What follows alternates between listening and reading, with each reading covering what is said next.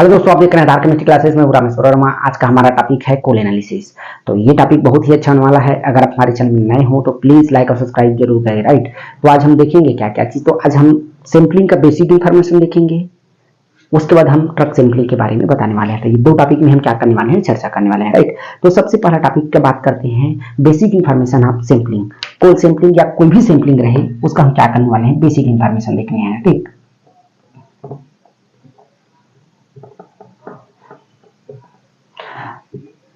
अब सैंपलिंग होता क्या है, याद रखिएगा। सैंपलिंग होता क्या है या सैंपल क्या होता है, इसके बारे में आप समझिए। सैंपल आप कोई भी आप जब इंटरव्यू दिलाने जाएंगे तो पूछेंगे कि वो सैंपल होता क्या है, तो आपको क्या बताना है। जैसे कि हमारे पास क्या है, ये लार्ज अमाउंट में है। ये क्या है, मान लो मेरे पास 100 टन कोल है। ठीक है, अब 100 टन कोल से मेरे को क्या करना है, मान लो मेरे को 1 केजी सैंपल लेना है। ठीक है, 1 केजी सैंपल लेना है। उसके बाद मेरे को क्या करना है, इसका एनालिसिस करना है। एनालिसिस करके मेरे को रिपोर्ट बताना है। तो जो रिपोर्ट आएगा वो पूरा एक क्वांटिटी का क्या करेगा, रिपोर्ट को या उसका रिजल्ट को रिप्रेजेंट करेगा। मतलब क्या होता है, एक लार्ज अमाउंट से एक छोटा सा लार्ज अमाउंट में से ही थोड़ा सा अमाउंट लेते हैं, उसका टेस्ट करते हैं, उसका रिपोर्ट देते हैं। तो वो रिपोर्ट जो आएगा रिजल्ट, वो पूरा होल क्वांटिटी का वो क्या करेगा, रिप्रेजेंट करेगा। राइट, इसी को हम क्या बोलते हैं, सैंपल बोलते हैं। मतलब एक लार्ज अमाउंट से ही आपको थोड़ा सा अमाउंट लेना है, एनालिसिस पर्पज से उसका रिजल्ट देखना है। अब जो रिजल्ट आएगा वो पूरा का क्या करेगा, रिप्रेजेंट करेगा। राइट, ये क्या होता है, हमारे पास सैंपल होता है। राइट, अब सैंपलिंग हम करते क्यों है, क्योंकि हमारे पास कई कारण रहता है। राइट, हमारे पास हम बताएं इकोनॉमिकल रहता है, और हमारे पास जो कोल में रहता है, कोल का ग्रेड कौन सा है, पावर प्लांट में कितना जलना है, सबका अपना अपना एक पर्पस होता है। राइट, इसीलिए हम क्या करते हैं, इसका सैंपलिंग करते हैं। सैंपलिंग हम दोनों एंड में करते हैं। जैसे कोल क्या होता है, लोडिंग होता है वहां, अनलोडिंग होता है वहां। अब कोल जैसे कि हमारे पास क्या होता है, यहाँ पे हमारे पास क्या हो जाएगा, ये कोल माइंस है, याद रखिएगा। ये हमारे पास क्या हो जाएगा, कोल माइंस हो जाएगा। ठीक है, कोई दिक्कत नहीं। और यहाँ हमारे पास क्या है, पावर प्लांट है। ठीक, दोनों का पर्पस अलग अलग है। यहाँ कोल बेचना है, कोल तो यहाँ पे बहुत सारा है, लेकिन इसको कोल से बिजली बनाना नहीं है। यहाँ बिजली बनेगा पावर प्लांट में। पावर प्लांट में क्या बनेगा, बिजली बनेगा। अभी बिजली तो खुद से बना नहीं सकता, तो इसको कुछ ना कुछ एनर्जी या फ्यूल की जरूरत पड़ेगा, तो इसको कोल की जरूरत पड़ता है। तो कोल यहाँ से यहाँ अपने आप तो जाएगा नहीं, तो इसके लिए कुछ ना कुछ हमारे पास बेसिक क्या रहता है, ट्रांसपोर्टर रहता है, ट्रांसपोर्ट रहता है। तो हमको सबसे पहला देखते हैं तो ट्रक हो जाएगा, दूसरा हम देखते हैं तो रेक हो जाएगा, तीसरा हम देखते हैं तो शिप हो जाएगा। ठीक है, चौथा हम देखते हैं तो रोपवे हो जाएगा।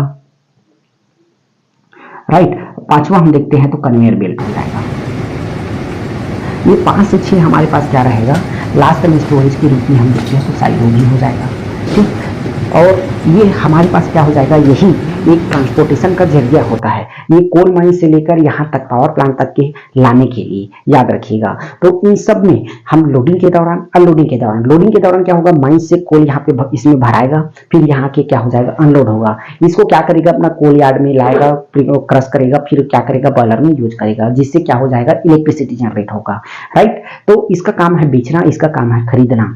राइट, दोनों के बीच में क्या करते हैं, एक थर्ड पार्टी रहता है जो क्या करता है, कोल को एनालिसिस करने के लिए एक लेब रखा रहता है। राइट, तो हमारे पास क्या है, हम देखते हैं ट्रक का, बाकी देख तो लिए हैं, फिर कन्वेयर बेल्ट देखेंगे।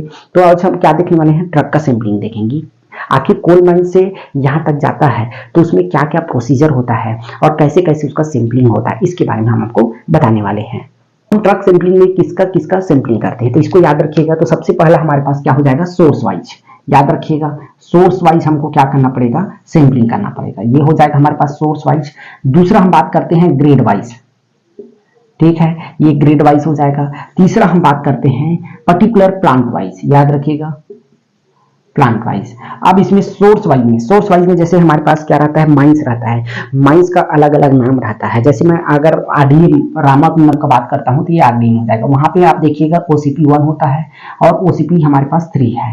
रामाकुंड, अब इधर हम बात करते हैं जैसे कि कुसमुंडा वगैरह में तो जूना दी है, गेवरा में जूना दी है। Right, old belt, old Kusmunda है, न्यू कुसमुंडा है। तो सब माइंस का नाम दिया हुआ है, तो उसको हम क्या बोलते हैं, सोर्स बोलते हैं। तो इस सोर्स से क्या करेगा, वो सोर्स वाइज वो क्या करता है, सैंपलिंग करवाता है। राइट, दूसरा हम देखते हैं ग्रेड वाइज। तो ग्रेड वाइज आपको पता ही है, G1 से लेकर हमारे पास क्या होता है, G7 होता है। मतलब हमारे पास अगर ग्रेड वाइज सैंपलिंग करवाएंगे तो G1 का अलग होगा, G2 का अलग हो जाएगी, G4 का अलग होगा, G5 का अलग होगा। सब तरफ से अलग अलग क्या होगा उसका सैंपलिंग होगा। फिर हम देखते हैं प्लांट वाइज। प्लांट वाइज में जैसे हमारे पास हो जाएगा एनटीपीसी का अलग अलग है, एनटीपीसी कोरबा हो जाएगा, राइट, एनटीपीसी हमारे पास क्या हो जाएगा, लारा हो जाएगा, एनटीपीसी सीपत हो जाएगा, एनटीपीसी आरडीएम हो जाएगा। और हम देखते हैं प्राइवेट पार्टी भी है, जैसे सीमेंट वाला भी है, सीमेंट है ना, सीमेंट फैक्ट्री हो गया, और बहुत सारे ऐसे रहते हैं जिसमें क्या होता है, कोल की जरूरत पड़ता है, राइट। तो ये हमारे पास क्या हो जाएगा, हम किस पर्पज से किसके लिए सैंपलिंग करते हैं, ये हो गया, राइट। अब इसमें हम बेसिक रिक्वायरमेंट देखते हैं कि क्या क्या इसको जरूरत पड़ता है। रूल का बात करता हूँ, राइट, रूल का बात करता हूँ, हमारे पास क्या हो जाएगा, आईएस, याद रखिएगा आईएस 436 पार्ट 1, ठीक है, इसके अकॉर्डिंग सैंपलिंग करते हैं। दूसरा हमारे पास क्या होता है, एफएसए, ठीक है, एफएसए जनरली हर जगह लागू नहीं होता है, ये fuel supply agreement trial party होता है, याद रखिएगा। ट्रायल पार्टी कैसे कैसे होगा, तो इसमें हो जाएगा कोल, जो कोल इंडिया के हो जाएगा, और इसमें पावर प्लांट, ठीक है। दो तो ऐसी हो गया, एक खरीदने वाला एक बेचने वाला, थर्ड पार्टी जो क्या करता है, एनालिसिस करके दोनों को देता है, ठीक। एफएसए ट्रायल एमओयू बोल सकते हैं, तीन पार्टी के बीच में बना हुआ है, ठीक है, जिसमें कोल इंडिया शामिल है, दूसरा पावर प्लांट है, और तीसरा हमारे पास थर्ड पार्टी जो एनालिसिस करके उसका रिपोर्ट सबमिट करेगा, राइट। तो ये हो जाएगा एफएसए, दूसरा हो जाएगा आईएस 436 पार्ट 1। अब इसमें हमको मतलब ट्रक सैंपलिंग करने से पहले कुछ कुछ हमको रिक्वायरमेंट की जरूरत पड़ता है, जैसे हमको क्या करना पड़ेगा, स्कूप का जरूरत पड़ता है। अब स्कूप का भी अपना एक पर्टिकुलर साइज दिया हुआ है, इसमें दो हमको मिलता है, ठीक है, याद रखिएगा। एक होता है 5 केजी का स्कूप, दूसरा होता है हमारे पास 7 केजी का स्कूप, ठीक, दोनों का है। अब दोनों का साइज भी तो दिया होगा, तो साइज का देखते हैं।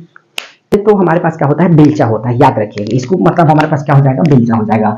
एक ऐसा हल्का फुल्का डायग्राम बना देता हूं ताकि थोड़ा सा आपको देखने में समझ आसानी हो, ठीक है। ये इस प्रकार से हमारे पास क्या रहता है, बेलचा रहता है। अब इसका डायमीटर का मैं बात करता हूं, तो ये यहां से याद रखिएगा, जो सामने फ्रंट होता है ये कितना होता है, 280 mm होता है, ठीक, या 305 mm होता है। देखो ये बहुत जरूरी है, आप जब इंटरव्यू दिलाने जाओगे या आप कहीं पे जॉब कर रहे हो तो ये आपको पता होना चाहिए, इसीलिए हम बता रहे हैं, राइट, नहीं तो इसको बताने की जरूरत नहीं है, ठीक है। अब इसका मैं वेट का बात करता हूं, इसका वेट हो जाएगा 1.8 kg से लेकर, ये 1.8 kg का होगा या 2 kg का होगा, ठीक है। इसमें ये 5 kg वाला है, 5 kg एक बार में सिंपल आता है, इसमें 7 kg एक बार में सिंपल आता है, ठीक।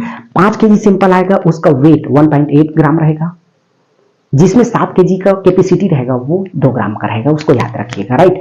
अब इधर का मैं बात करता हूँ, ये मान लो मेरा क्या हो जाएगा, ए हो जाएगा। इधर का मैं बात करता हूँ, ए और ये हमारे पास मान लो बी सेम रहेगा, क्योंकि भाई इधर सामने है उधर भी सामने सही रहेगा, राइट। उसके बाद ये हमारे पास क्या हो जाएगा, सी हो जाएगा, ये हमारे पास क्या हो जाएगा, डी हो जाएगा। तो सी और डी भी एक क्या रहता है, समान रहता है, ठीक। तो ये मेरे पास क्या हो जाएगा, 370 या 340 mm में, ठीक है, एमएम में।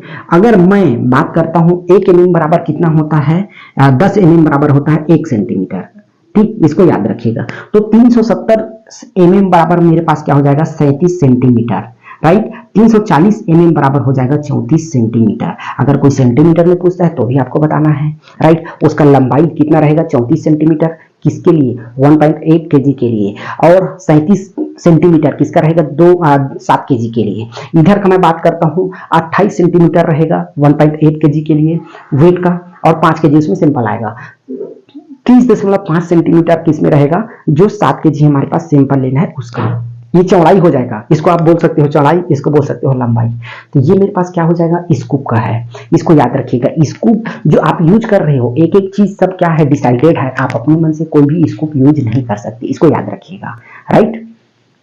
अब हमारे पास आता है, देखिए इसमें ज्यादा कोल साइज का तो ज्यादा इम्पैक्ट नहीं पड़ता है, लेकिन आपको पता होना चाहिए कि कोल साइज जो हम आपको दिए हैं या आप कोल साइज जिसका सैंपलिंग कर रहे हैं वो उसका साइज कौन सा है, इसको याद रखिए। तो जनरली याद रखिएगा, पहले कोल साइज याद रखिएगा, कोल का साइज पहले कितना हुआ करता था, तो कोल साइज पहले 5 हुआ करता था, बट अभी मैं बात करता हूं तो अभी मेरे पास कितना हम देखते हैं, तो 3 साइज देखते हैं। 3 साइज में हमारे पास हो जाएगा रन ऑफ माइन होता है, इसका फुल फॉर्म क्या होता है, रन ऑफ माइन। इसका होता है 23 सेंटीमीटर से लेकर हमारे पास 0 सेंटीमीटर, याद रखना है इसको।